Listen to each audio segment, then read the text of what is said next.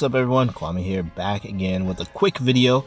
Today I want to talk about the Apple event and kind of want to recap it from a photographer's perspective. So today they talked about the new iPhone SE, iPad Air, and a new product called the Mac Studio. So let's talk about the iPhone real quick. New iPhone, new processor, new camera. So from a photographer perspective, it's going to be a really good entry-level camera. So if you're in the market for a new phone, there you go. The iPad Air, let's talk about that one. So this was really exciting because they updated the processor to the M1 that's in all their computers. They updated the GPU so you can use it to play games or video editing, all that good stuff, and gave it a little bit better screen, right? For me, the iPad Air is really like the MacBook Air, right? It's something that I could see myself using.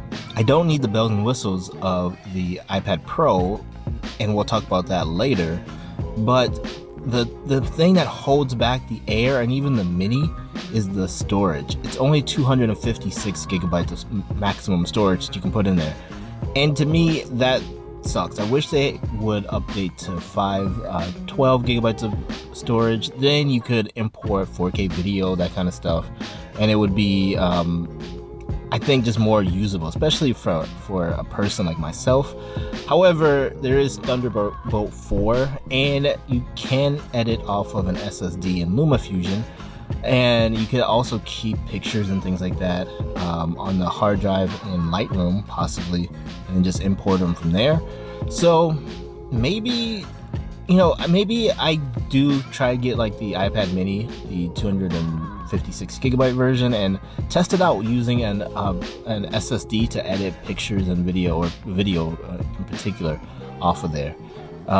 Yeah, so we'll see. Right now I'm using my iPad Pro 12.9 inch that still has a lightning cable on it, or lightning jack, and it's fine, to be honest. LumaFusion runs great. I can edit pictures on there.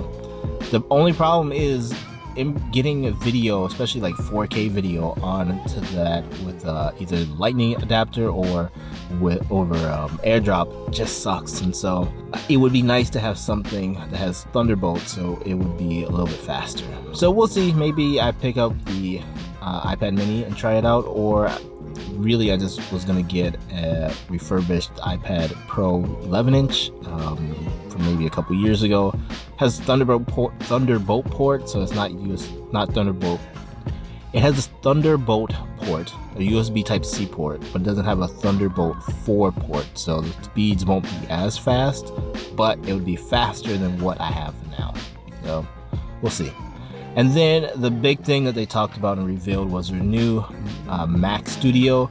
This is something that I could see a lot of photographers and content creators like ourselves, the amateurs who are hobbyists, getting and using for easily the next 10 years. It has all the power that you will need for photo editing. It has a lot of power for video editing, even like heavy video editing. And if I look at my MacBook Air, and it does everything that I needed to do, from photo editing using Lightroom, Photoshop, Affinity Photo, to some video editing. I do use Final Cut every now and again, but I do a lot of my video editing. Actually, I do all my video editing on my iPad. So for photo editing, the MacBook Air has been amazing. I can only imagine how amazing this Mac Studio would be. Now, currently in our situation where we live, there's no space for me to have a desk set up or even like a monitor. So I'm not looking to get this Mac Studio anytime soon, but they did come out with a new monitor that is much more affordable than the XDR display that they currently sell for the Pros, and it's like, I think $1,900 before tax if you get the monitor and the most upgraded stand. So like you're looking at $2,000.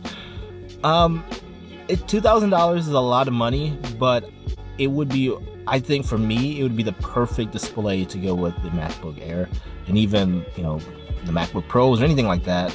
If you got this display, it's gonna be great. And again, I look at these products as investments in the long term, like this display, I would hope you could use for the next 15 years, right? My MacBook Air, I know I can easily get 5 years out of it, and if I give it to my son to go to college or start high school, he could easily get another couple, 2-3 years out of it. So that's 8 years of this MacBook Air.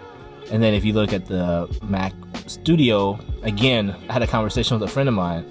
It's expensive. Like the one he was looking at was around like $4,000, the configuration. But I told him, dude, you can keep that for the next 10 years easily, and it would be perfectly fine. So wrapping up today's event from a hobbyist photographer perspective, some really cool things. I don't know if I'm not running out and buying any of this right now. The only thing I could see myself getting in the near future would be the monitor, but again, we need to buy a house first and have a space that I could fit a monitor in. Let me know down in the comments, what did you guys think of today's events, or is there anything that you're looking to get, either from the phone to the iPad or to the new Mac Studio? Let me know down in the comments if you are going to pick up a Mac Studio, and if you're not, which one would you get? Let me know. Go figure it out and let me know what you would pick up. I will leave what I would pick up down there also. Thank you as always for watching this video. I will talk to you later. Bye bye.